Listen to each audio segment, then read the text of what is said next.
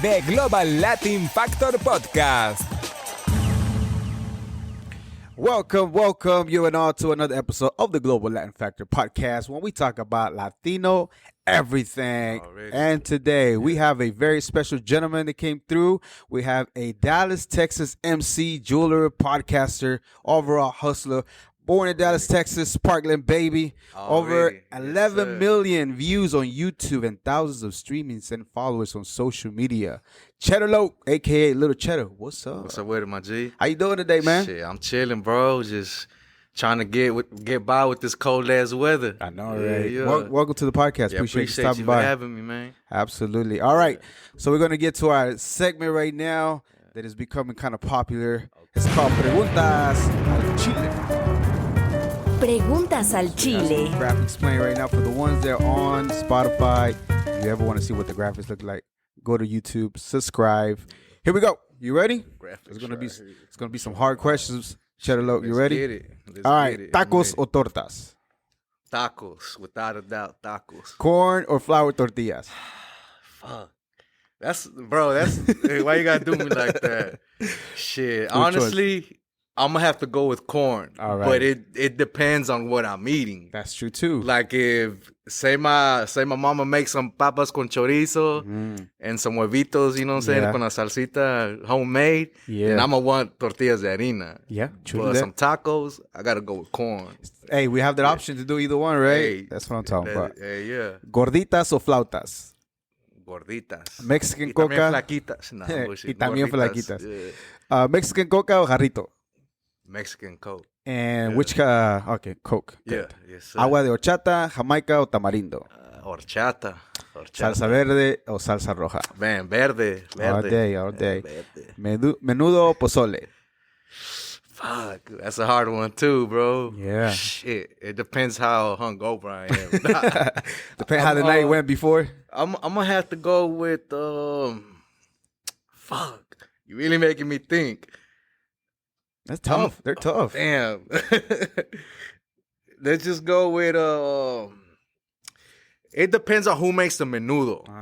Cause some people make menudo and you know what I'm saying, it ain't what's up. Yeah, that's the true. pozole too. Yeah, but that's true. But more, I'm gonna just go with pozole. Okay. Cause menudo, I'm a little bit more picky with the menudo. That's true too, because they have to clean it up and have really good cooking for the time it needs to.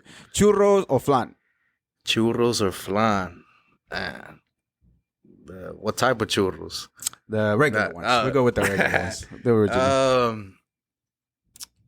I like flan. I'm gonna go with flan. Okay. Beer? You drink beer? I sip a little here and there. Corona, Dos Equis, or Modelo? Man, I'm gonna have to go with Corona, bro. All right. Tequila or mezcal? Keep it OG. Shit up. Fuck. Damn. I'm gonna have to go with tequila. I haven't really drank mezcal like that. Shit, I need to try it though. Yeah, try it. What y'all think? Try it. Some people are Try like it. preferring it All as right. far as like the taste and what the process to making the mezcal goes to. We're probably gonna do an episode on both of them because I think they need their own episode. Like everything's about Latino in everything. Like I have I can grab from everywhere. You know what I mean? Yeah. Shit, all right. You got all those to choose from. Yes, sir. Valentina, Tapatio, Cholula. Valentina, Tapatio, or Cholula. Damn. I don't know. I like Tabasco. I know it's not on there, but I like Tabasco. So good. Hey, that's another option we have. Mexican salsa, I'm gonna have to go with maybe Cholula. Maybe Cholula. Okay. Yeah. You know the little paleta candies, you like the sandia, elote, or the mango one? The Chile ones? Yeah, the Chile ones. He said the sandia. The sandia, elote, or mango. They got the 3 flavors, I think. Damn. All them hoes are good. They are. I like the corn myself, but all of them are good. You know what? I'm gonna go with the corn one and then the mango one. The mango one. Yeah. Okay, we have conchas. Do you like the conchas, the brown ones, the white ones, or the pink ones? Like them pink conchas. Refried beans or borracho beans? I like the refried beans, bro. All right. Yeah. And in general, the word Latino, what does it mean to you? Like as far as the word Latino? Yeah. The word Latino just, I guess, it means like of Spanish origin, you know what I'm saying? Somebody from Latin America or of Latin American descent. Yeah. That's what it could mean. You know, I don't mind the word Latino. I think it fits us more maybe than Hispanic. Or you know what? We can use both of them interchangeably. Yep. I don't like that Latinx shit, bro. I don't like that shit. That's the youngsters be using. Yeah, that shit. it's honestly a political thing that they started running with it, and it's just a little bit more confusing. I see where they're coming from. Don't get me wrong, but it just makes confuses. sense a little bit, but I don't dig it. Yeah, you know? I got you. All right, so I don't think I've seen it before, but my first question was that I wanted to ask you about, before I ask about the 3 questions if you thought about, is your name, Chedda Loc. Yeah. So, Little Chedda Loc, where did it come from? How did it start? Man, it's just, my name is Alfredo, and back in the day, like elementary, middle school type shit, there was a kid in there that, I don't know how he got it, but he used to be like, "Oh, Fredo cheese," like Cheeto. You know, he used to call me Cheeto, Fredo cheese, shit like that. And then I was like, man, don't call me that. I'm Cheddar. Because also, I remember if you remember a movie back in the day called Empire, with John Leguizamo. Yeah. And that was that crazy dude que se llamaba Cheddar. Oh, that's a cool name. And I was a youngster. Yeah. And it just stuck. People just started calling me Cheddar. Or it could be Cheddar, and then the Loc. And then the Loc, because... the Loquillo, young cat. Yeah, just loced out. And also, too, because también, like, back in the day, it was just Cheddar. Like, my high school days, school days, it was just Cheddar. And, like, sometimes some of the kids, like, some of my homeboys, like, we'd be chilling, be like, oh, Cheddar Bob.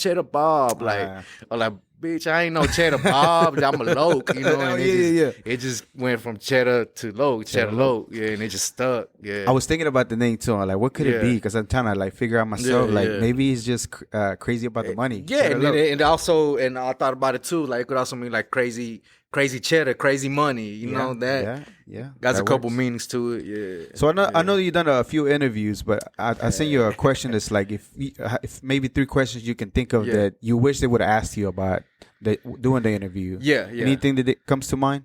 Which interview? Any of the interviews you've done before, because you've done a few interviews. What I'm able to see.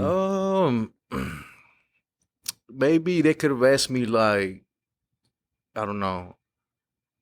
Like, what do they think about, this is like off the top of my head. Yeah, just, of course. You know, just random, like, oh, like, how many views do you got? Like, you told me, like, I don't be bragging or none of that. Like, you know what I mean? Like the people, like, they'll tell me, like, you know, they can tell me, bro, like, I've never been, like, the bragging type of dude. Yeah. But it's a good accomplishment, though, right? Yeah. 11 million views on YouTube, on your channel. Yeah. And that's a good accomplishment to me. Not to bro. brag, but at least. Appreciate that.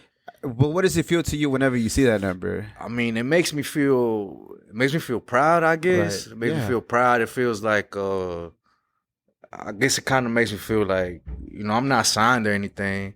I'm independent, but it makes me feel proud as an independent artist that I did that on my own. Yeah. Type stuff. That's what's up. Any other questions that pops to mind? I don't know. Maybe some people, I would have liked them to ask me, like, oh, why do you rap like this, or what were your influences growing up? Okay, maybe something like that. So what is that? Well, what made me want to rap was one day I think I was just listening to the radio station. I was in, I think I might have been in high school, middle school. Mm-hmm. And I had smoked. You know, that's when we were smoking Reggie and Corn. I was a youngster, so I was pretty high, and I was just in my room just listening to music. And I'll never forget the song I heard. I don't know if you ever heard that song Swing by Trey. Yeah. So I heard that, and I'm like, damn, this is badass. Like, just the melody, just the sound. Flow, that screw sound. That just kind of like, man, I love this type of rap. And oh shit, he's from Texas. That shit kind of blew my mind. I was like, damn, I kind of want to do that too. Yeah. But at the time, I was still young. Like, I didn't, in my head, I just thought like it'd be cool to rap. Like, how old do you remember? About how old were you? I think I was probably like, I don't know, could have been like 15, 16. That's what's up. Yeah, bro. But that's crazy though that thought comes into mind when you hear something, right? Yeah. Because they say like, sometimes you can't figure out what you're gonna do. But then at that time, it clicked in your mind like that's something that I really want to do. Yeah, I was like, man, I think I can maybe do this. Yeah. But I didn't start at that time. Like it took me more years to. But the little seed was already planted in you. Yeah, I guess you could say that. 11 million views. Yeah, I'm just saying. Appreciate that, bro. It's going. You know what I mean? Like it works. It's just Yeah. crazy how just one little moment in time, even though it's not immediately, but it takes you there, and then all of a sudden, like you've been doing this, you have been doing it independently by yourself. Yeah. So that's what's up. Yeah. All right. So you took it serious about 2012, 2013, what was able to see as far as like rapping seriously. Yeah. Yeah. But I want to ask you about a particular interview you did with K-Pac. Yeah. And shout out to him. Yeah, and he does great work. Yes, sir. Great work. Yeah. And you it was like a one-on-one. Yeah. And I don't know if you remember the interview. It's still on YouTube. It's still up there. So it was kind of serious, and it made me think like, you were really addressing the people that were like following you at the time. Yeah. You were making quite a bit of a buzz at that time. Yeah. I guess the buzz was pretty strong at the time, man. Yeah. I kind of like dropped it for a little bit. Yeah. So what made that interview come to life? What happened? Man, it's just at that time, like one day I started going to church. Mm-hmm. Like I just started going to church, man, and I started reading the Bible too. Yeah.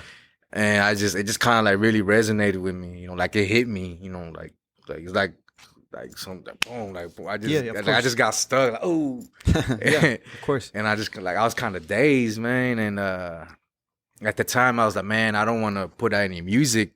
At the time, I didn't want to put out no more music, and I had talked to K-Pac about it, and he was like, well, I want to interview about it, and that was really it. He just interviewed me, and I mean, that's how the interview came to be. Yeah. And the interview's still there on YouTube. Yeah, he's told me too, like, hey, do you want me to take it off? I'm like, nah, just leave that on there. I mean, I ain't ashamed of it. I ain't gonna hide it. You know what I'm saying? It's a part of me.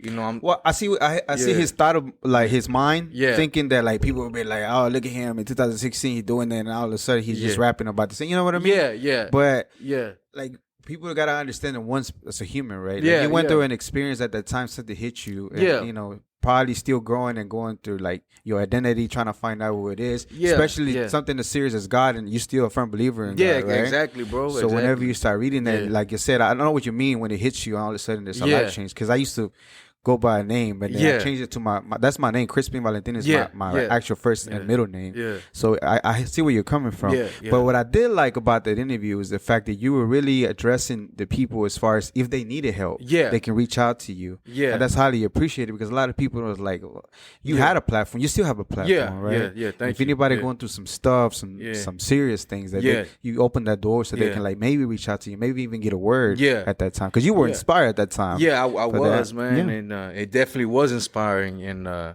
you know, some people did hit me up. Like a couple people messaged me. They're like, "Hey, I'm going through this. I'm going through that." Or, that's what's up.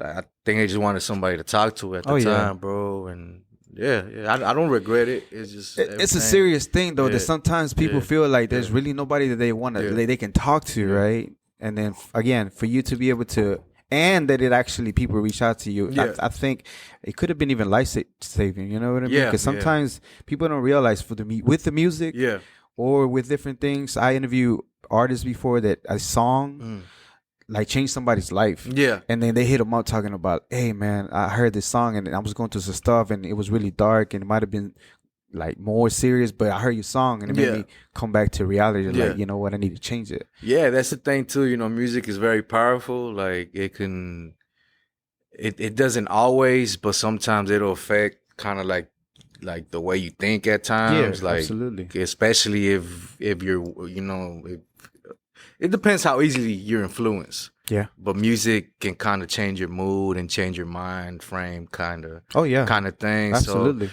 really, that's like one of the big things that kind of when I was going through that, I guess the biggest thing too was like I used to have like little elementary kids going to my shop over there in OED in the East, and they'd be over there singing like them trapping songs, like I got bows up in the bourbon, swerving, and I was just kind of like, damn, what the fuck? Like, kind of tripped me out. I was like, I don't want these little kids to think that that's all they can do. That was also a part of it, man. Yeah. Yeah, and now I just like back then I didn't think about what I wrote. Like I mean, like I would think about it, but I didn't really care. Like, oh, what people thought.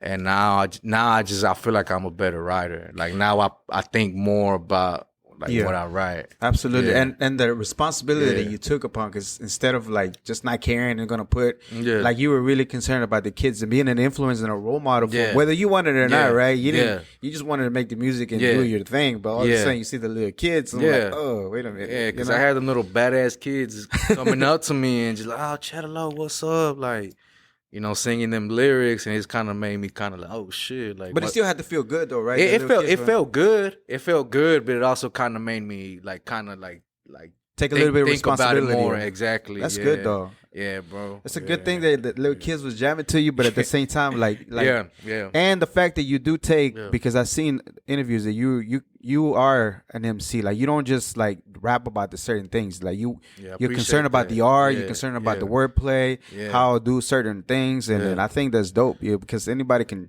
Not anybody can rap, but there's a lot of people that can rap. But there's not a lot of people that can put and make sense and even paint you a picture as you're rapping. I love the art. I love like to me it's an art. Like you said, bro. Like I don't consider myself just a rapper. Like I consider myself an MC. Like you know, like you said, like describing that type of stuff. Yeah. It's my expertise on the intros though, because I want to make sure that it's catered to you based on what I've seen and based on how you see yourself, because that's how I really feel like you are, because you are an MC. Like taking part and studying and seeing the way other rappers and seeing how they do it, and I'm like, hey, wait a minute, man. It's very interesting to do. Appreciate that. All right, so. What has been the most satisfying project so far for you that you have? Because you have, let me tell the people, you have 3 albums, and which is Volume 1, Volume 2, Serving and Swerving, Dead Presidents. Yes, I like the cover on that. Yeah, appreciate that. Yeah, that's a dope. Actually made that into a shirt. That's a dope cover. I like that. Yeah. And then you have 2 EPs, which is Straight Drop and Cruise Control, and then there's another tape, Chedda Loc, Texas Made. Yeah, that Texas Made. That's kind of a compilation of some of the songs of Volume 1, Volume 2, Dead Presidents. Yeah. And I think one from Straight Drop. Mm-hmm. It's just those songs slowed and chopped. Yeah. Yeah, from DJ Red from Houston. From Houston. Yeah. He actually works at the Screw Shop. He's the one that did it. That's what's up. Shout out to DJ Red down there in the H. Yeah. So far, what's your most satisfying project? Damn. Or you think you're still in the works to get that out there? I think each one is just kind of like, it's satisfying for me at the time. Like it represents like that chapter of my life. But I'd say maybe Volume 2 or Dead President. Like I'd say those two are kind of like, that's what's up. Changing. Yeah. That's cool. Yeah. And why is that? It's just like Volume 1, that was my first CD, and I was still kind of like trying to like get the hang of it. Yeah. I think Volume 2, I was a little bit more comfortable. I was a little more comfortable. And then Volume 3, my bad, not Volume 3, Dead Presidents. Yeah. Like, some people used to be like, oh, you only make songs about cars, ooh, this, and that. Yeah. Like, well, bitch, I'm from Texas, that's what we rap about. Yeah. Not just what we rap about, but it's a huge part of the culture. Texas culture, exactly. So with Dead President, I was like, I'm gonna show these months, I'm gonna show them that I can rap about other shit too. And I think on Dead Presidents, I had more like a wider content range. Yeah, yeah. So you show diversity on those. That's the reason why you feel like you like that one. Yeah, too. It's good to have. I think the influence of when the first song you heard, I think that's what you like, and even you said it yourself, is your expertise as far as what you like. Yeah. But again, because you're an MC, you can we can move. So we can switch it up places. And make it sound about anything. Yeah, absolutely. So again, I know you're into lyrics as far as putting them together. But what is one of the most like lyrics right now that you can think of? It like, man, like that bar. Yeah. So everybody like, yeah, I felt that. Can you think of one? Damn. This one just pops into my head because I just came up with this one on another song like that I just recorded a couple weeks ago. I think I said something about what did I say? This is like not even the full bar. This is half of it. Like the part I said something about they're sleeping on me like a mattress. Nice. I like the one. You did one with One Deep. Yeah. It said I used to show a lot of love. I was double crossed, so I cut them off. Yeah. And now they run their mouth. One Deep, I think it was. Used to show a lot of love, but I was double crossed. So I had to cut them off, but now they run their mouth. Yeah, that one. And that one, I mean, that one kind of came from the heart type shit too. Cause, I feel you on that, especially being in the music industry. You know what I mean? You try to man. like.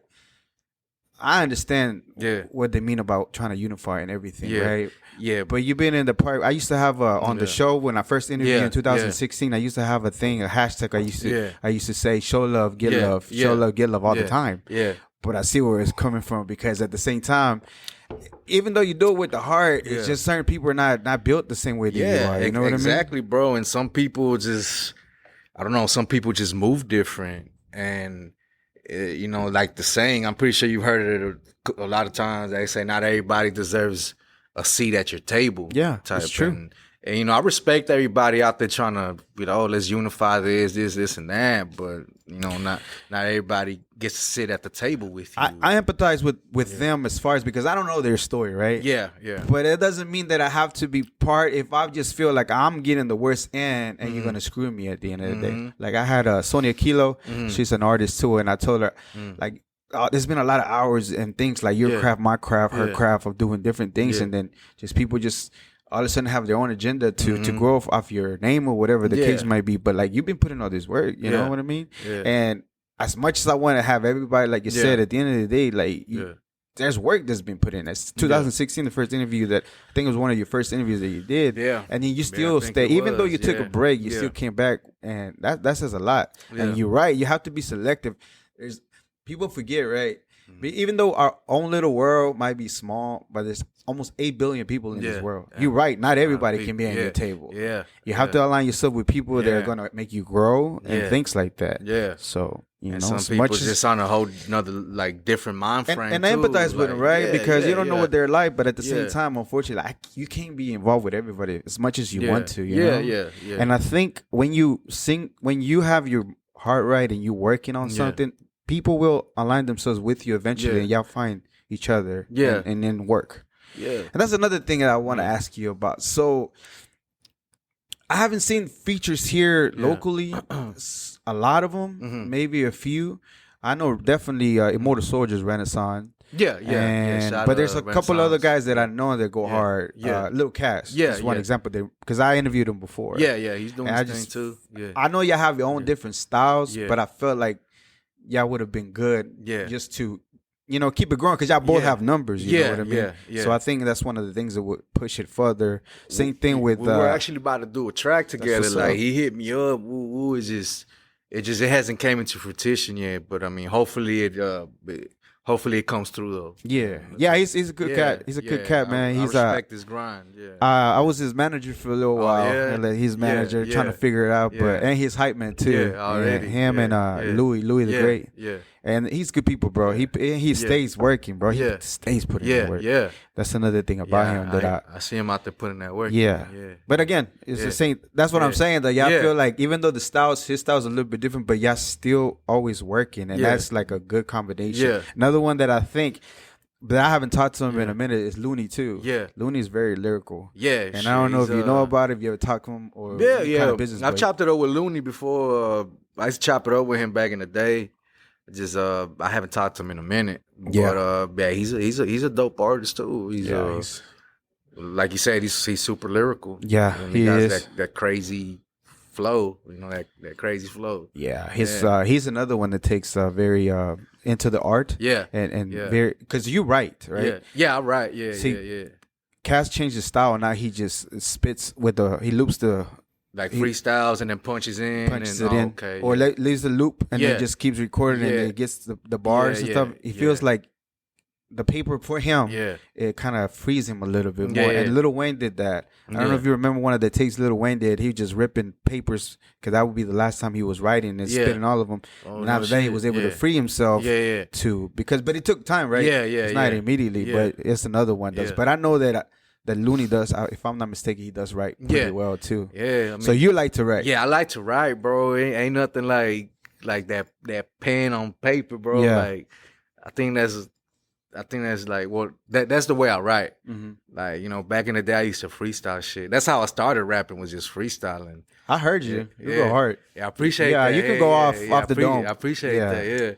Yeah, appreciate that, bro. But that's how I started. Just you know, I was like maybe like 16, 17, 18 years old, just out with the homeboys, just drinking, just getting fucked up. Somebody putting a beat in, going. Somebody just puts on a beat or acapella and just, hey, hold up, just start going off. And then at that time, I still wasn't like, oh, I want to be a rap artist. Yeah, you know, that didn't come about till like a couple years later after I went through some shit. Yeah, you know, I was over there fucking up, doing all kinds of your regular hood shit. You know what I mean? Yeah.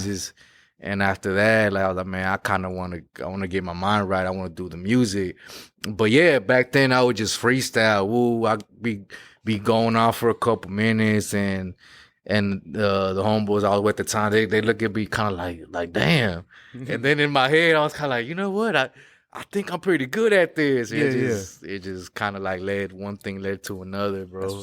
Was it a particular situation that really made you want to focus on music instead of just messing around? And I was in my early 20s, like 18, 19, 20, 21 years old at that time. Like I was out there shit trying to get it. You know what I mean? I wasn't doing the jewelry either. I was just out there just you know the regular type shit. I was out there I kept getting into trouble. I was getting locked up like a couple times, like shit in and out type shit. And just one time like almost shit, like some shit happened, and I was after that. I was just like, man, you know what? I'm tired of this shit, and I was like, I'm gonna try to rap. Like, I'm gonna go back to the jewelry shop with my fam, and I'm gonna try to do this rapping shit. That's what's up, bro. And that's when good. I started doing that shit with Jado and them. Yeah, Jado, Authentic. With Authentic. I know about him. I never met him. Well, I might have met him before in the industry, but he was doing it big. And Brown too. Yeah. It's another one. It's a track with y'all three on it. And things like that. Yeah, I think when Jado had just got out at that time, he hit me up. Was like, hey, I want to do this song with me and Brown, and that's how it came about. Yeah, and even Brown didn't have even the same style he has recently now. I know of him. I never met him before, but he's pretty good. Yeah, they all used to rap together back in the day. Like, let me see, like when we were in high school or a little bit after that. They're from Terrell. Yeah. Jado's he's from here. He's from Dallas. He's from the East. But I think Brown and them, they're from Terrell. That's what's up. That's cool. Who's the other one? Jamie Foxx, I think, is from Terrell. Yeah. That's Slow Jams. They got some talent. All right, so before we continue with the interview, I'm gonna go ahead and do a new segment. You're gonna help me set it up. This is gonna be guess this global Latin factor. So it's a person. Yeah. I'm gonna give you 7 clues. Yeah. And I'm gonna see if you can guess. Yeah. Okay, he was born in Obregón, Sonora, Mexico. Okay. He came from a poor family. Yeah. Campeón de campeones, el gran campeón. Yeah. He's a boxer. Chavez? Chavez or no Chavez? Yes, sir. Chavez. Hey. Bro, it was good. Hey, talking about Chavez, like, we met him one time. Really? Yeah. But I was a kid. I didn't. I was like, who is this guy? Why is my dad over there talking to him? Like, trying to take a picture? You know, my dad was over there being a groupie, you know? They say, see, like, I remember that shit. Yeah. We had went to Vegas, like, back in the day. Really? Yeah, That's back in the what's up. day. I was probably like 7, 8 years old. Yeah. And I remember we stayed at Circus. Yeah. But we were walking around. We had went to the casinos and all that, and just You still remember that? I remember that. Really? I That's remember cool. that, and I think we saw Chavez there. Yeah. And my dad was over there talking, and I remember him because my dad, he was a super. Like he was a super fan of Chavez. Yeah. Like he used to watch all his fights and all that. That's all of us. Exactly. Like todos los padres, right? Yeah. And I think he even had that bandana. Oh, yeah, the Karate Kid type Yeah, bandana. he had That's what's the up. Daniel son on. Yeah, That's what's bro. up, bro. Yeah, she was. Did dope. y'all have a picture still of him or no? I don't even know if he took a picture. No? I'm gonna have to ask him. He though. probably got his stash somewhere. That would be Yeah, pretty dope. probably. Yeah. All right, Yeah. so I saw that Fat Joe was shouting you out. He Yeah. was reacting to your song. Yeah. And if I'm not mistaken, he messaged you. Yeah. But Yeah. did he tell you the backstory of like how did he find your song by any chance? Nah, he just DM'd me one day. Just randomly? Yeah, he just DM'd me one day, and I was like, oh shit, like, what the fuck? Like I'm checking my shit in the morning, and I was like, Fat Joe, what the fuck? And I was like, man, this got to be like a fake page, you know. I click on it, it's the verified, you know, the blue check. Yeah, the blue one. check one. And then I'm over there chopping it up with him, and it was really him. He close to yeah, the mic, yeah, my and bad. then now you good, and then it was really him. That's what's up. Yeah, and we just did a couple of business deals and shit, and Yeah. he's still there. He hits me up still from time to time, like, hey, you ready to work some more type shit. That song, Yeah. that song that he was reacting, it's good. Yeah, Wherever that yeah. guy's in the I hood, appreciate that. that dude is good. You can yeah, feel the pain. that's Little Cool. I think he's Yeah. from over there by Houston. Yeah, He go hard. The track yeah, was good. Yeah, I appreciate I can that. see why. And he put it on the mixtape, right? If I'm not mistaken. Yeah, or- yeah, he put it on one of his mixtapes. I don't remember what it was called. Yeah, yeah. But it's on one of his mixtapes though. That's what's up. Mixtapes websites. Yeah, it's Yeah. on one of them. Hey, you never know what come out of it. Yeah, yeah, and, And then Sauce Flock Walker hit yeah, you up too, yeah, right? yeah. And I was gonna tell you, like Fat Joe hit me up, and then like we chopped it up. Yeah. Like, you know, he saw that I did good business too. I think that's why he would hit me up still. Yeah. And then before I get a Sauce Walker, Busta Rhymes hit me up Yeah, too. I saw that too. Like he DM'd me, and I was like, oh, he was like, what did he say? He was like, I see you on your grind, King. I see you doing your thing. That's what's I was up. like, what the fuck? Like, who the fuck told Busta Rhymes about me? Yeah. But I'm pretty sure it was Fat Joe. Cause then Sauce Walker hit me up too, like months later. Same shit. I woke up in the morning, boom. I'm like, damn, Sauce Walker, what the fuck? And then he's like, hey, I saw I had followed Sauce Walker on IG. Yeah. And I saw he was in New York for a while. So I kind of put two and two together. He was like, hey, he's like, I'm in New York with Fat Joe. He told me about you. Yeah, from So, Texas. like, yeah. So, you know, I think he's over there talking good about your boy. Yeah. Hey, that's good, Yeah. man. He's been tapped in with the music here in Texas. Yeah. He used I to didn't- mess I didn't around know with that. Yeah. He used to mess around with SPM. Yeah. Yeah, he Hey, I knows didn't about know that, SPM. bro. Yeah, he's been he was Yeah. here way before. Even Pitbull. Yeah. Even way back in the days, they used to run around. They know Yeah, about. no shit. I didn't know that. They don't Yeah. play. Yeah. So yeah, I'm tapped in with as far as that because I remember I like hip hop. I'm Mexicano. I was born in Mexico. No, already. What Well, part? Morelos. Morelos. Michoacán. Already. Saludos. Yes, sir. So when I got here, English wasn't my first language, but Yeah. after I started learning, and then one time the song "Just Like You" when Yeah, it yeah. happened, it was the Bone Thugs and Harmony, Yeah. Crossroads. Mm. And Classic. when I heard that, Yeah. not even understanding fully the language yet, Yeah. I was like, "What is that?" Yeah. It's so dope. Yeah. And I didn't think like I wanted to do it right, Yeah. but at the same time, I'm like, man, I You really kind of like got the this. love for it. Yeah. I dab into. Yeah. I check on like Dallas hip hop here. I'll go back and look at the Yeah. history of hip hop and Yeah. things like that. And I don't listen to a lot of music. Yeah. Like today, this week, Yeah. I listened Yeah. to more music than ever. That was your Yeah. music. Yeah. As far as like listening to music, Yeah. but it was super dope. But like, man, it's like I like the Yeah. the Yeah. hip hop culture. Yeah. I like the rapping part. Yeah. I like everything they did. It was pretty cool. And yeah. The music part, you were listening to any type of music or just like not rap? Before Like- it was all kinds of other stuff. no, I'm like, talking about like right now. Like, right now. yeah. I still listen to the older Yeah. hip hop, not the newer one here and there. I'm the same way. I tap into like it sucked that what happened to Young Dove, but I like his stuff. Yeah, I like yeah. Moneybagg Yo, Yeah. them type of artists. Yeah, yeah, yeah. And like I don't know why the hood ones I like a little bit more, Yeah. but all the other ones Yeah. here and there, Yeah. I appreciate a song. Yeah. Like I appreciate if the song, even if the rapper's a little strange, Yeah. like what's that one called the one with the what's his name? The one with the sounded country. They made country. The country one. Something Road. Whatever it was called. I don't know why these things be leaving me sometimes. I know which one you're talking about. Yeah. but yeah. that song, I thought it was pretty catchy. I see Yeah. why people would like it. I see Yeah. why it went big. Yeah, I'm yeah. like, Yeah, it was catchy. It was Yeah, catchy. it And was he had catchy. what's his name on it? The country dude. yeah, Cyrus. Yeah. Well, that yeah, guy. Yeah. I don't know why I can't think of that guy. But we're in the same Hannah page. Montana's dad. That guy. Well, that rapper Yeah. guy, that song, I'm like, Yeah. I see the appeal of it. I see Yeah. where people like the song. I see where people Yeah. want to, like, listen to it. So I appreciate a song. Like, even back then, like, I liked to pick the songs that I knew were going to be hot before other people. Because I like that. Yeah. Like, the 50 Cents in the Club, I knew it was going to be a hit before everybody was like, this is going to be it. So I used to do the same thing. Crazy time. I remember that time. Yeah, In so the what I used to club, do is I yeah. used to take, that was at the time where you can burn CDs. So I used to take all the hits and put them in a CD so I could jam with the homies at a party. Yeah. So I liked it. So the jewelry, so it's a family thing. Yeah. That's what's up. My dad started it in, well, actually, I think he started in Chicago. Really? Because my dad's from Michoacan, too. What about Tepalcatepec? Yeah. He's actually over there right now.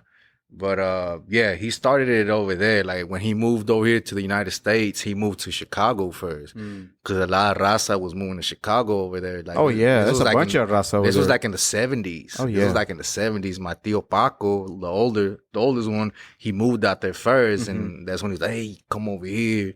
So my dad moved out there. And, like, they were working, like, you know, regular jobs at the time. Like, they were doing construction. Oh, yeah.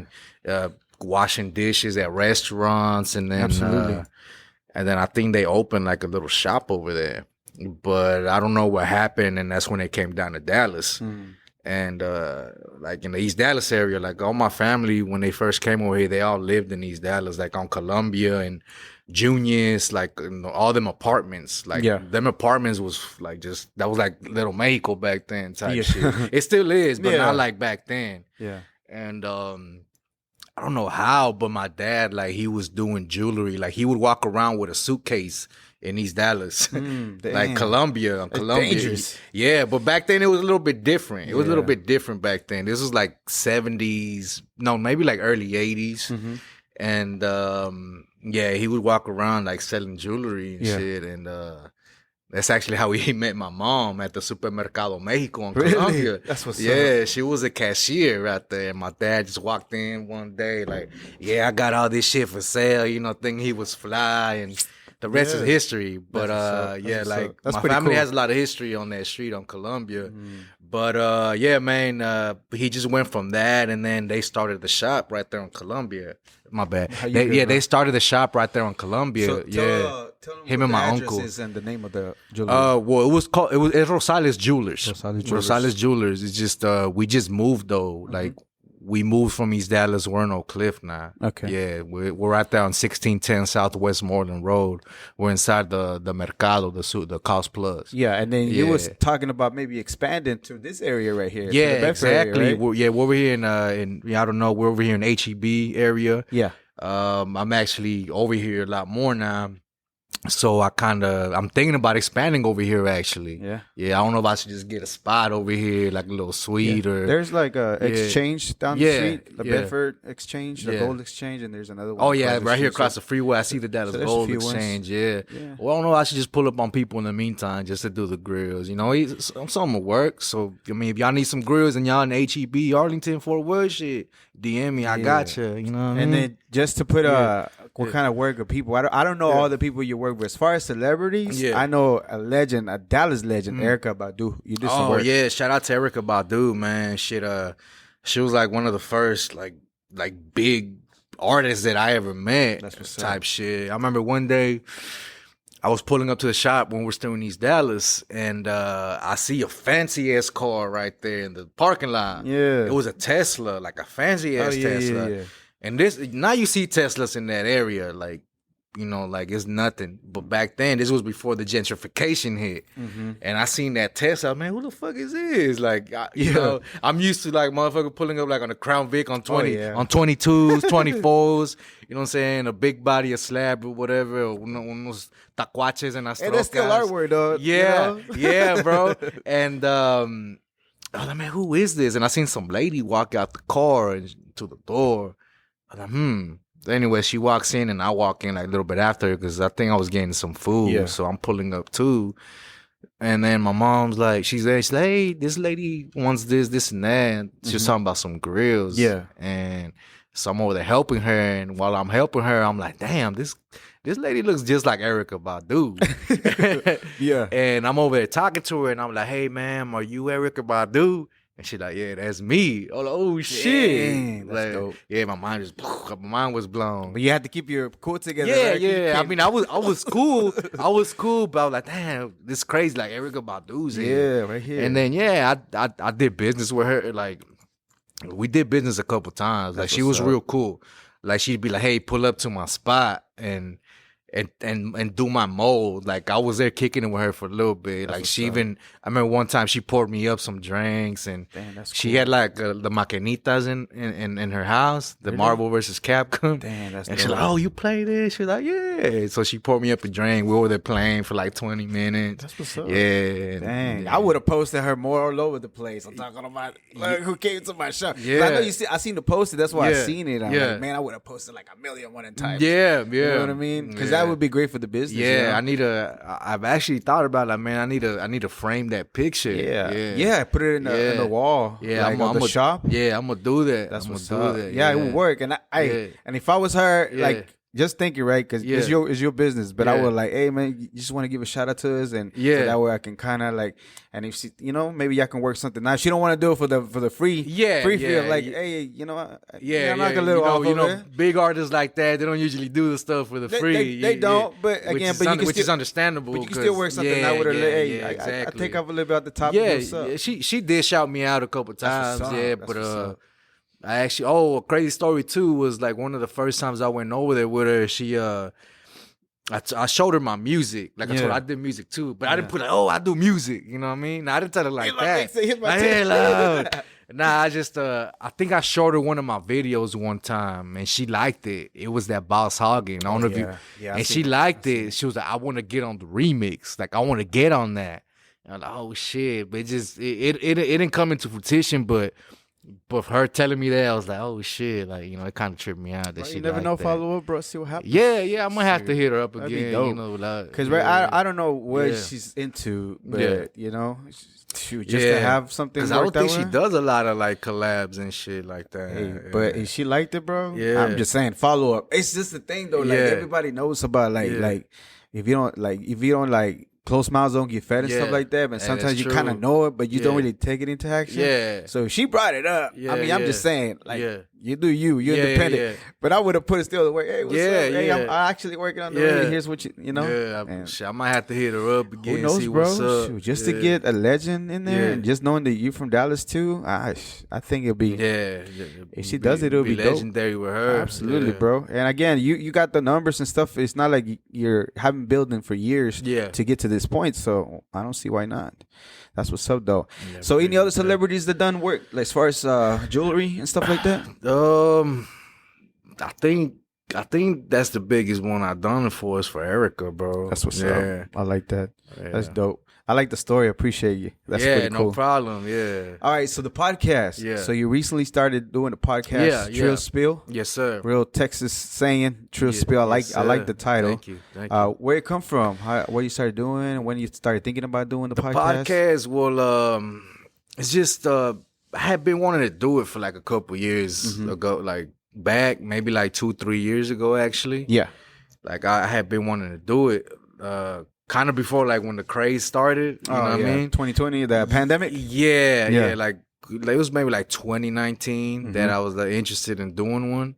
2018, 2019. And I had told one of my homeboys, and I told him, hey, I want to do this. But Yeah. then Corona hit, it kind of like Yeah. slowed everything down. And then he had a lot of stuff going on too. So it never happened Yeah. what we were going to do. So earlier this year, I was like, man, you know what? I need to do it I'm gonna just do it myself. Like, Yeah. And then I was talking to K-Pac, my director. I was like, hey, I've been wanting to do this podcast. And I had mentioned it to him before too, like here and there. Yeah. But I never followed up. Mm-hmm. And then I think we did a video shoot. And I was like, hey, I want to do this podcast, bro. Like, I'm serious about it. And he was like, we can just do it here at my studio. Yeah. And shit, we just started doing it, bro. We've done three episodes so far. Yeah. It would have been 4, but the other ones. I think I know who it was. Yeah, and I know why they didn't come through. But hey, it is what it is. Yeah. It's dope. But what made you want to do it? I mean, I know you wanted to do it, but why? Why do you feel like it was a need or what? I was watching that Nori Drink Champs. Drink Champs. Yeah. That was an inspiration for me. I like when did that come out? Like, I think he said he's been on the air for 6 years. He's been doing it for like a minute. That. So yeah, maybe like the second, third year he was doing it, I started kind of peeping it, and I enjoyed it. I was like, man, Nori's a funny dude, and this and that. Like, I want to do something like that where I have guests and, you know, we talk about this and that. Like, you know, we do music, you know, and so I wanted to do something with that, bro. I like the fact the way he does it is like you get the insight of the music, like the backstory of the songs or the labels or things like that. Yeah, and you hear some pretty interesting stories too, and you kind of get to see how the artist is, like the personality as well. That's true, because for whatever reason, like alcohol will loosen you up. You know what I mean? And they're always taking shots. Yeah, they are. So I can see where they will be honest when they're there. And I like Accomplice. Shout out to Accomplice, the High Rollers. High Rollers. And he's a good guy too. He's a real good lyrical guy. Yeah, he is. I like him. He's an MC too. Yeah, I like the episode and Mr. Pookie too, a legend. Yeah. Like when I was listening to your podcast, I listened to the whole thing. Yeah. I was listening to the song. Like I was like, I remember when I was listening to the song when it was first coming out. Like, dang, like I remember. Crew for Life. Okay. Oh yeah. Mr. Pookie. Yeah. Now High Rollers, they got some jams. Yeah. I like some of that. Man, Fuego. That episode with Pookie, fuck, like we got super thrown that day. Pookie kept wanting to take shots. I think I had a bottle of Patron, like the big one. Yeah, I had the big ass bottle of Patron. I had a bottle of Crown, the big one. Yeah. Not the gallon, but you know the middle one, the big one. Yeah. And my homeboy Nacho, you know, he's been the co-host on the episodes. He's from Fort Worth. Yeah. Shout out to Fort Worth. He had beer, like his girl made us micheladas, so I was drinking. Me and Nacho were drinking micheladas too. So I was drinking micheladas. I drank a shitload of shots of Patron because Pookie was like, "Let's take another one." Yeah, and bro, I ended up getting pretty throwed that day. I lost my phone that night. You lost your phone? I lost my phone that night. Did you find it finally? I didn't find it. It's probably in the couch somewhere or somewhere. Man, I don't even know where it ended up, but funny. I had to get a new one. But that's funny. But that it sucks that your phone lost, but it's funny that it happened. It was funny though. It was funny. But that was that was pretty cool because I feel like Pookie was having a good time as well. He is a legend, bro. Yeah. In the Dallas, he's a laid back, humble dude as well. I met him a few times because you know, again, I was doing the contest, the $500,000 contest. Yeah. Shout out to Robert Keep It Flying NT. I used to do him. Shout out Big Rob, man. He'll come through and I was the MC for him. And you know what? I do remember that now. Like when we used to go through the shows back then with Rob, you were the host. You were the MC. I remember that. I get down. Damn.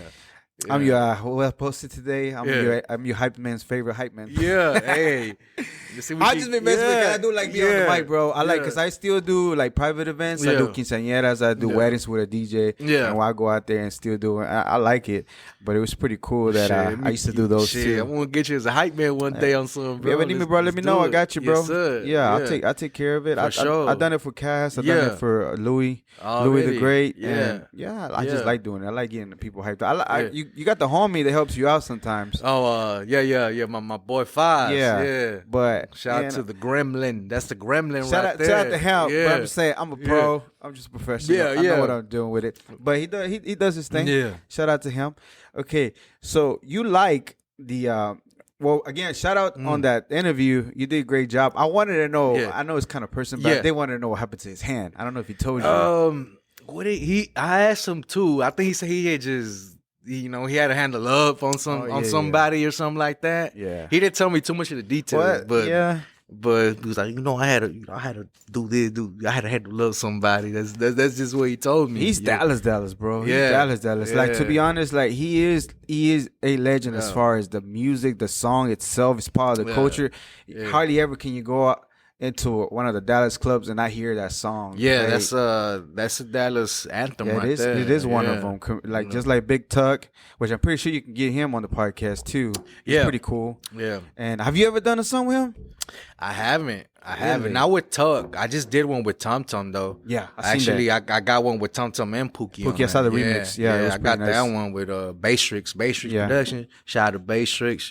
Yeah, I seen that. He does most of your beats, right? Yeah, we've been working together for a couple years. He's not a couple years, like since it's been a minute. I think since my first album. Like he's did a song like maybe like on almost every song that I did. Yeah. How do you go every about CD that I did, album, my bad. Besides working besides working with him, as far as your beat selection, how do you go about that? Man, it's just I got a couple different processes actually. Like some of my songs that I got, like the videos that got the views on them. Yeah. Some of them were like, I used to also have a producer out in Pleasant Grove. His name was C-Flow. Like he also did some of my early work. It was if it wasn't Bastrix, it was C-Flow. But I don't know what happened to him. I think he's on vacation in TDC or some shit. The big house. But yeah, man, like C-Flow, he knows that I like that Texas sound, you know. So he used to always be like, "Hey, I got this one." Boom, he would email it to me, and I'd be like, "Yeah, that's the one. Let me get that." Yeah. And also he would, like at the time back then, like I would listen to a bunch of like different type of music, like to get samples. Yeah. So there was even this is one that I remember. There was a song called what was it called? I don't remember the name of it, but it was by like a rock group called Evanescence. I don't know if you remember them. Yeah, I remember Evanescence. And I listened to it, and there was like a sick piano instrumental on there. Yeah. And I told C-Flow, I was like, "Hey, bro, sample this." And I don't know if you've ever heard a song I did called "State to State." I think I probably heard it when I was listening to your Pandora channel. And there's a video to it too. If you ever get a chance, check it out. Yeah. You'll hear that ding, ding, ding, like the piano. Yeah. That was a bad impression of it. But I get you. But the piano, bro, the piano, like C-Flow fucking did the fool on that. I was like, "Hey, sample this," and he actually did it, bro. That's what's up. And sometimes I would be like, "Hey, sample this part from this song, like the hook." Like sample this verse and make it into the hook for the song, and he would do it like part of the beat. Yeah, exactly. Yeah, I've seen that too. Because like I told you, like that was my type of favorite music, like the Texas type shit. Yeah. So I was like, I like this beat, and I think this hook sampled would sound good. And boom, Boss Hogging is one of the examples of that. But that was Bastrix. Bastrix. Yeah, that was Bastrix. I think my boy Foz had told him like, "Hey, we'd be throw the sample this Slim Thug part." Yeah. And then Bastrix just one day, boom. But it sounded like it was part of the beat. It didn't even sound like he was saying, you know what I mean? Yeah, like he mixes it in so so clear and well. Yeah, he did good. Yeah, Bastrix, he's did a lot of samples too that came out badass. Yeah. Like I actually got him working on like one or two right now. Like I don't know if you remember that 80s song from that movie Top Gun. That Take My Breath Away. I have to listen to it, but I know the Top Gun movie for sure. Well, Take My Breath that Away. Theme song. Like I was like, "Hey, I want you to sample this, bro." Yeah. And boom, I'm gonna see what he whips up. That's pretty cool. Yeah. So as far as like because I think you like the sound. Yeah. I think you like the country tunes sound, that real Texas vibe. Yeah. That Pimp C and all that. So I think you're gonna stick with that sound. Yeah, I mean that's always gonna be like my specialty. Yeah, but I also like you heard that song, That's So Much Pain. Yeah, like I also like rapping about stuff like that too. No, like, it's real. Yeah, like back in the day when we were young, we just used to talk about like trapping this, trapping that, because we were young at the time, and that's what was around us. So that's what was going on, but. You know, I ain't in that situation no more. So I feel like there's more stuff to talk about. So yeah, and then you grew and you mature, Yeah. and then unfortunately, like it is fortunate. I say unfortunate, but it is fortunate that we get to experience all those different things, right? Yeah, there is yeah, pain. yeah. There is laughs sometimes. There is Yeah. clubbing. Yeah. And then you're not in that Yeah, environment. there's different stages. Yeah. There's different stages. Yeah. There's different stages that a person goes through. I like Yeah. that. I think that people that have been following for years are going to realize the maturity on the work that you're putting out on the next one. When is the next project? Speaking of that, Well, when? I actually have. I think it's done. But I was trying to do like an album, like a 10-song album. Mm-hmm. But I was talking. I had George Lopez on the show last week, and I was talking to him about it. I'm like, hey, you know, should I drop a album or an EP? Mm-hmm. He said singles. He said just drop singles, which makes sense and how it is now. But I was like, you know, I got each one almost done. It's like do an EP. So I got about 6 songs done, almost 10. I wanted to put 10 on the album. The songs are basically done. The other ones, I just gotta go record them. So since he was like, "Hey, just do an EP," I think I'm just gonna go ahead and drop the EP. You know, I was thinking if I was to do a project, I would drop every 3 months. Yeah. I would drop a song, Yeah. a single, and then put it all in the EP. Yeah. And then everybody can have it in the package instead of having to go at different places. Like, Yeah, exactly. But he knows more about Yeah, the he business. does, and but I think EPs are the way to go now.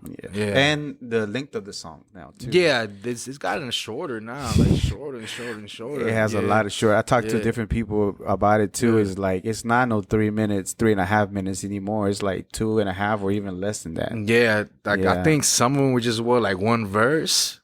I think it would be a good thing to do. I mean, again, if you want to use it, it'd be like a hook, a verse, and a bridge. Yeah, hook, verse, bridge. Because country songs are usually you can listen to them for a longer time, but it's the structure of the country song. Look into the structure of the song that has hook, verse, hook, but then it has a bridge too, and it could be like 3-4 minutes, but it's just the way that it's structured, and people can listen to it longer. It's kind of like the loop, bro. Yeah, kind of like that. But a hook, verse, hook, or a bridge, hook, and then a verse, and then a hook again, and then that'll be a wrap. Because they're not. It's crazy because people are not listening to like. There's people still do, right? Yeah. But a lot of the time it's just so fast, bro. It's just they just want to be booming. Just, about. you know, the attention span's a little shorter now. And not to mention the songs don't last like they used to. Yeah. Like you can go jam a song almost half a year before that was good. Yeah. And it still be like almost 6 months. But now 2 or 3 months, that song is too old. I remember back in the day, like it used to be like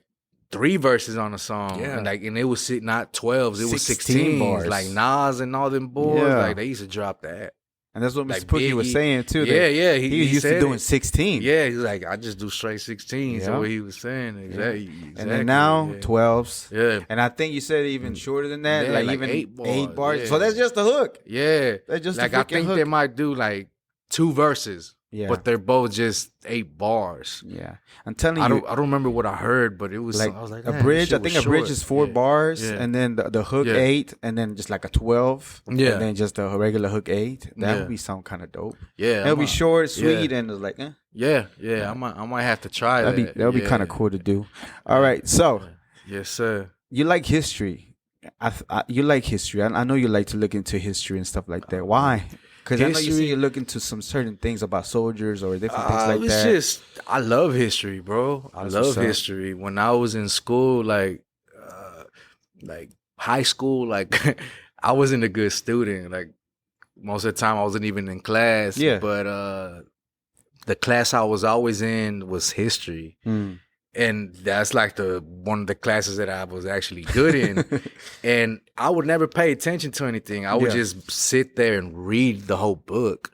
Like I would read the whole history book. And I was like, man, this shit's fucking interesting. And like I'm like that to this day. Like I still like to go on YouTube and watch like different like history shit. Like the other week I was looking at the Reconquista in Spain. Yeah. Like I didn't know that Spain was conquered by the Moors for over 700 years. Yep. I was like, what the fuck? Like I know about the Aztec side of, of the heritage. Like I know about that, of course, but I kind of want to learn about the other side too. And so I've been learning about that. And damn, this is fucking interesting. Like It is. I learned that that the name Rosales, which is my last name, that it originated like in the northwest part of Spain, of Galicia or That's something what's like up. that. That's what's up. And that was like one of the last parts of Spain that was never conquered by the Moors, and that they fought for 700 years to take back the land. Dang. Like they were the only part that remained Christian because you know Yeah. the Muslims took over and all Yeah. that. And it's interesting, you know. Absolutely. It's interesting, bro. And I think you like Yeah. to look into the Mexican or the Latino culture too. Yeah, as far as the that interest- too, bro. Like speaking on Dallas history, like I remember when like I learned about that Santos Rodriguez stuff. Like I'm sure you're Yeah, familiar yeah. with him, the kid that was killed in the 70s in Little Mexico, which was in North Dallas back Yeah. in the day. That for those that don't know, you know, he was like a 12-year-old kid, and him and his brother were just chilling, just walking the neighborhood, and somebody had broken into one of the stores around that neighborhood. Yeah. And they stole like candy and quarters back in yeah. but it wasn't them. But the cops picked them up, DPD, and this guy, it was some white dude, you know, racist ass dude. I don't remember his name, but if y'all Google it, it pops up. Anyways, he was like, I know it was y'all. He put him in the back of his squad car. Dang. And he started playing Russian revolver, Roulette. Russian revolver. roulette, He yeah. started playing Russian roulette with them. Yeah. Like, if y'all don't admit it, we gonna do it. You know, I'm gonna shoot y'all. And Yeah. he did it. Like, he did it on the Santos kid. He did it one time, boom, and it didn't go off. And then he did it a second time, and it went off, bro. And he killed the kid. Yeah. And I read like the story, and the brother was like, he killed my brother in front of me. Like he said his brother's blood was all on him, and man, that's fucking horrible. That's bro. traumatizing, bro. Exactly. Yeah. And I think that cop got 5 years, but he got out in 2 years. Should have been capital murder. Yeah, he should have. but this was in the 70s, bro, and you know it was way more racism back then. Yeah. And yeah, his name was Santos Rodriguez. Y'all look that up, and he I think they just recently they made a statue of him, like in what's it called, Pike Park in Dallas. Yeah. Like they just did a memorial of him, That's which what's was like I think long overdue. Yeah. Yeah, which was Yeah. I mean, yeah. it's sad, bro. And it's still to this day, like for minorities. So Yeah. we're not gonna be minorities much doing this. Yeah. I looked into some of the Yeah. things, the stats. Within a few years, The majority. we're gonna be the majority. Yeah. Hey, I get y'all licks where you can, but it's gonna be over for you. Yeah. It's just over, bro. Yeah, yeah. And that's another Yeah. question that I was asking. Scott, I be checking your posts sometimes. Yeah. I don't know, but I'm Yeah. like the type to react to posts a Yeah, lot yeah. of the times. Yeah, I just yeah. watch them. Yeah, yeah, Not yeah. that I don't appreciate Yeah, them. yeah, yeah. But a lot of times I just don't just like scroll and I read it. Oh, that's pretty cool. Yeah. And I just keep going. Yeah, I'm the same And way. I feel the same way when sometimes, people yeah. look at my posts and Yeah. don't like it, but that's Yeah. cool. I understand it. Yeah, But yeah. I did see a post Yeah. about, even though you might have been on cloud nine, Yeah. of like running for office. Yeah. Oh, yeah. I was just I was just talking shit that day, but honestly, I've thought about that too, just randomly. Yeah. I was like, I think it'd be dope to run for office. Like, I don't know, bro. Like, not merit necessarily, but what's it called? Like a state representative or Yeah. a councilman or something Yeah. like that. Well, just by watching Yeah. how you, because even when we talked the last Yeah. time Yeah. until this time, if you was to run for Yeah. office, you have a smart mind. Thank you you. study. Thank you. You're business oriented as far as like the business of you. I Yeah. don't know how involved in it, but at least you understand business. Yeah, thank even the music Yeah. and having your own label, True Coast Yes, sir. Hustlers. Yeah. So, and you have leadership qualities. That's the reason why you have the people that align with you as far as because they can see that, right? So you do have the Appreciate leadership that. qualities that if you wanted to, and with the platform that you have and having the support of the gente, which is a majority, then I'm pretty sure you will have a good chance. Yeah, Yeah, of course, there's you know, it's just about cleaning in the image and things Yeah, like that. But yeah, other than yeah, that, yeah. psh, bro, I'm just saying. yeah. You got my boat if I was in I the appreciate Dallas that. area. Yeah, I appreciate that. Boat cheddar.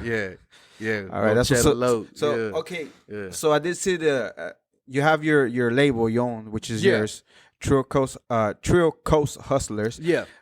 But and you say you might be open to signing artists or not necessarily. Yeah, or- well, I've actually been trying to do stuff behind the scenes as well. Like I feel like I can point an artist, like upcoming artist, in the right direction. Like, Right. hey, Like if you need beats, you know, I can get you beats. If you need studio time, I can get you beats. If you need video shot, I can get you beats. Yeah. 'Cause some artists don't know where to get that at. Like people that are barely starting in the game, or they might know somebody, but also want to have another somewhere else they can grab something from as well. Yeah. You know, I've been wanting to do that too, like, you know, and I feel like I can plug them in as well, like with the other artists that I know, like the big ones. Yeah. But I mean, some people don't want to invest. That's like, true. Some people don't want to invest. Like they think like I had people hit me up like, man, like in the past, they'd be like, bro, why don't you put me in the studio? Like, why don't you give me beats? Like, bro, like, ain't shit free. Like, I can help you and point you in the right direction. I'll show you love, you know what I'm saying, type shit. But, bro, ain't nothing free. I didn't get shit for free. So I mentioned earlier about the looking after somebody else, even to try to mentor them and guide them the right direction. Like, again, that's part of the leadership part. But you're right though. Like nobody's gonna put you on, dude. Like all this and stuff, like it costs money to execute an episode, to do the music, to do the beats, to do the video, record like it, all that. They might help you out a little bit. At the end of the day, like for me, I have to take care of people for the same reason that they're doing a job. You know, they're feeding their family after this. I can't take that away. And like for other people to feel that way, we're like, what are you talking about, dude? Like it takes time, it takes money, and investing in yourself. You know, and I'm pretty sure if you go to the social media, you see some stupid stuff that we spending money of. Instead of if you're really about it, you'll put your money to work. Exactly, you know? and invest that money. Invest that money. Everybody gets that mindset of like whenever they hear investing, like I don't know about stocks. Like no, we're talking about like something that you like. You put that money to work, and eventually something's gonna come out of it. You know, this is all. This wasn't just like somebody handed to me. This is all self-made. Like I put this all together. People sometimes get an impression that it's all like a thing. I rent this space. I do all this together. The goal is to grow bigger than this, but it costs money. To get everything going. Just like it costs money to and not to mention the simple plug of you even getting them a contact to somebody that can give them an artist like a feature and stuff like that. That's even hard to come up. Like where do you even go to? You're trying to point them to the right direction, but your money has to be right. You know what I mean? Exactly, bro. You got to put yourself on. You can't expect nobody to put you on because, like you said, nobody put you on. It's been all money that you grinded and things like that. Hours that you spend on the studio, hours that you spend on the jewelry, trying to spread the word. So. Yeah, been a lot of blood, sweat, and tears, and shit. It has. But I'm saying, just makes me feel. I don't know where they're coming from. They're like, how come you don't put me? I'm like, what do you mean? I took my ass to the studio with my money and paid I've gotten that too. Like, I don't know how many times. Like, Loc, put me on. Like, how do you want me to put you on? Like, you know, I can help you. I can help you put your foot in the door. Type shit, but you gotta work on it, man. You have to have that hustler or wanting to get it. That like ambition, if you have a love for the music, that's all you need. Like a little something to, and then like, hey, here you go. How much? You know, this and that. So you're not necessarily trying to like sign somebody, but you're willing to help people if they're willing to. Well, it depends, man. Like I don't know how it'd be defined, like sign them. Like I don't know if you mean like by paperwork and shit, paperwork and stuff like that, and what would the label be able to offer? I think you mentioned what the things that you'd be able to offer. But well, you have to come correct too, right? Yeah, exactly. Well, if it's an artist that I feel that has the potential and the dedication and the heart to do it, then of course, then like I'm gonna take them under my wing. Like, you know, I'm gonna be like, hey, shit, I'm gonna help you with this type shit. You know what I mean? But if it's not somebody like that, like I can also help them, you know, but it's a business as well. Yeah. Like let's say like a production company, like I'm trying to get my my fucking Jay-Z on, you know? Yeah. Why not? You have you've been growing a platform for some time, so I don't see no reason why you wouldn't. Okay, so what do you think about the whole your family being from Michoacan? Yeah. All the stuff with the avocados. What do you think about it? That shit's fucked up, bro. It's weird, right?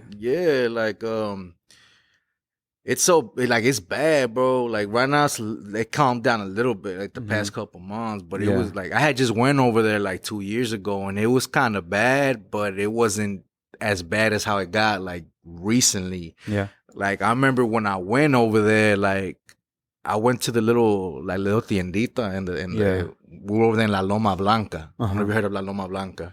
No, but it was in the news a couple months ago talking about that they attacked the Mexican soldiers, the la gente del pueblo. But it's not true. It wasn't the people there. The cartel hires other people from out of not there to go over there and do that shit. That's crazy. Yeah.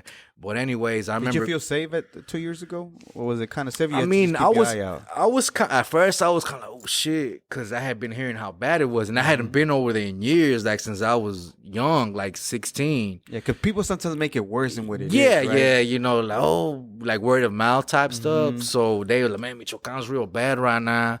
So, but my dad, he would go like every year, and he was good. But it's different when you look like me, you know, like.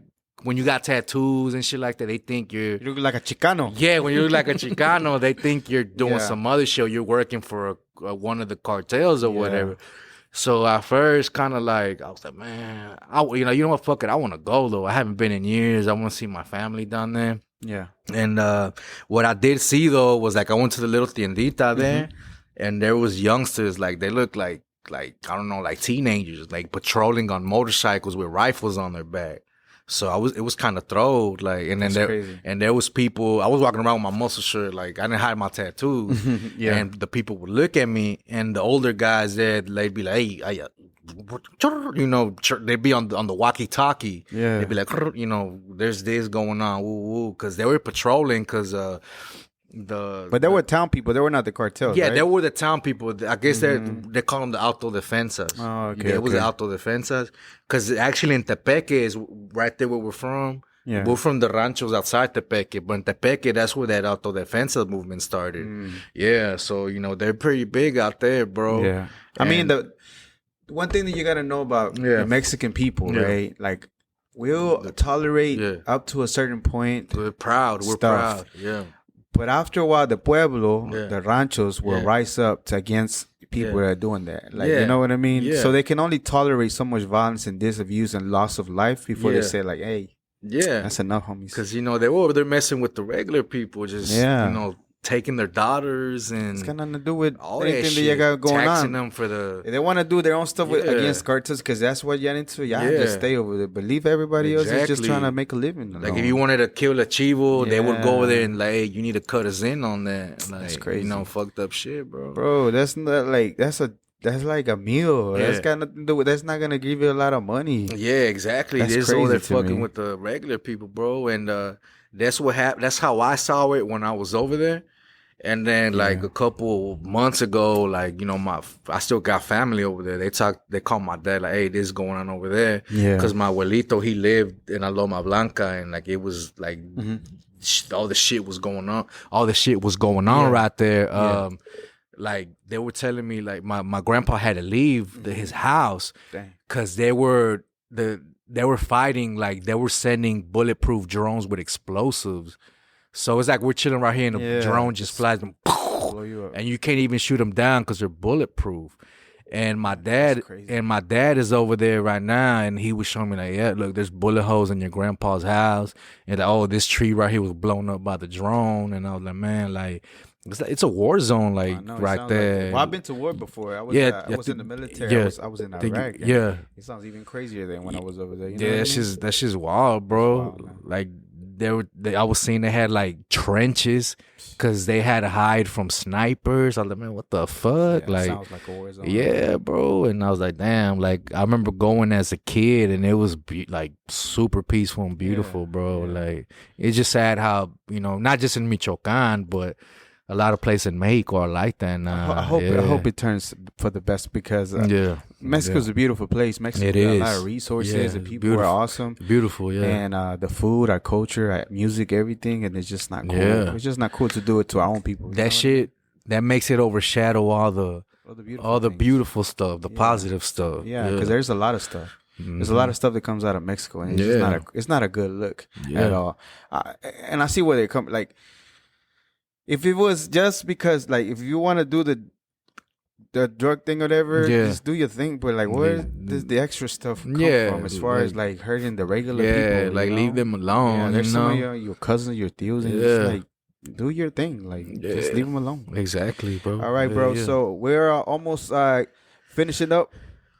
Real quickly, tell us, where can they find you at? Where are all your social media? Where can they get you at? Y'all can find me on Instagram. At Chedda Loc 214. I'm on Instagram right there. Y'all can DM me if y'all need anything. If you need a feature, you need beats, if you need a grill, a gold chain. Absolutely. Y'all can DM me on there. Let me see. I'm on YouTube. My YouTube, Spotify. yes, Pandora. Spotify, Pandora, YouTube, all that. Just Amazon. Even on Instagram, like when you can tag the music, like it all pops up right there. Just ChedddaLoc, Chedda Loc. I see Chedda/Loc, right? That's the way that I seen it on Spotify, if I'm not mistaken. I'm not sure, bro. It might be Chedda Loc, one word, or if it's not that, it's just Chedda and then space Loc. Yeah, but it pops up either way though. Yeah. All right, and as far as working with artists, like, are you open to? How is the process for an artist that has a good buzz? Yeah. Like the Accomplice, like the Loonies, like even Brown, all the other ones. How do they go about it? Like, because I think the thing is with me, maybe it's just me thinking like. We're still prideful, right? We still got our own ego. And it's kind of like, do I reach out to him? Yeah, that's true. That's true. I reach out to him first instead that's true. of like thinking of the business, right? Yeah. Because any business, eventually, they have to move. They have to make their own move. Like, I want to align yourself. Here's my proposition. What are you down to do this or not? And then, of course, just a lot of people. There's a lot of talking and not a lot of action. But But if they wanted to, if you wanted to reach out to you, just got to shoot you a DM or whatever. Yeah, and man. Just If an artist wants to work, just shoot me a DM on Instagram or shit. Just hit somebody that's in the music game, and they can probably get you my number or whatever. Like if you know an artist that wants to work with me, like you can send them my way. And now let's be like transparent as far as clear. Like, you've been doing it for some time. You have numbers in the millions on YouTube, appreciate right? it, yeah. Like, if you don't have a buzz, like a huge buzz, and if he doesn't like somebody that you don't feel like is up to par yet with your skills, then again, it costs money. To do stuff. I feel like I've put the work in, and I've been in the game for the amount of time to where I deserve to be able to charge for a feature. Absolutely. You know what I mean? Absolutely. I feel you on that. I'm I agreeing with that. If any artist leaves that out, who is this guy? Well, again, if you don't have 11 million on your own channel of views on YouTube, and I don't know why you're not even verified on Instagram or you have your check. I think you're supposed to try to reach out to them. I don't know. Instagram is weird, bro. But I think there's a way that you can reach out to them if you want to look it up too. If you check, because it gives you a little bit. I tried it once. Really, I tried it once. You should have it. They were like, "Hey, try to get that blue check." I'm like, "Well, how do I do that?" And they told me you got to go to your settings or some shit like that. And then you be like, "Oh, you apply for that." And I did it one time, but they didn't give it to me, bro. I highly recommend the website. I'm in my own website on mine. It's not that hard, but it gives you an appearance of people. I actually had one back in 2016, when I was going strong. I had one, but it's easier nowadays. I did my own. I guess I didn't do it again because I don't know how to do that, and it kind of intimidates me a little bit. But like you said, it's easier now. Right. So I really need to do that because I know everything's on the internet now. Bro, I did it through. I did mine to GoDaddy. Yeah. And then there is a amount you have to pay. Yeah. But you can edit it so freaking easy. I did my own website. I don't know if you checked it out, but I did it myself. I don't know anything about coding or anything like that. Check it out. I told anybody if you don't ask, if you don't come, I'm not gonna proactively. I used to be the one to give advice to people. But I felt like I was what do you think, you know everything, right? But if anybody asks me straight up, I have no reason to lie. If you want to know, I'll tell you. Doesn't mean I have to every single time, but if you ask me, absolutely, bro, I got nothing to hide. I'm still working at this to get it out and put it out there. And I told you about the podcast to distribute it. Just ask me, and I'd be more than happy to. But if you don't ask, like you said, close mouths and get fed. I'm not gonna practically tell you, hey, you should do this. You know what I mean? 'Cause I'm still figuring it out. But if I know something that you feel like you can benefit, I'd be more than happy to let you know, hey, this is how it goes. This is how I did it, and easy. Because it does give you a better look as far as look. It makes it look official. It does. It does. It looks pretty cool. Yes. All right. Well, Anything else you have? Just I want to say appreciate you for getting me on the show, for getting me on here with you, and just want to say be on the lookout for my new stuff dropping. I got that. You got the name yet for the new project? I think I'm going with well, I was doing an album. At first I was trying to do an album, but I was like, man, I'm gonna save that for something else. I had that Cruise Control EP. I'm gonna just call that Cruise Control 2. Just Cruise Control 2. That's what's up. That's what's up.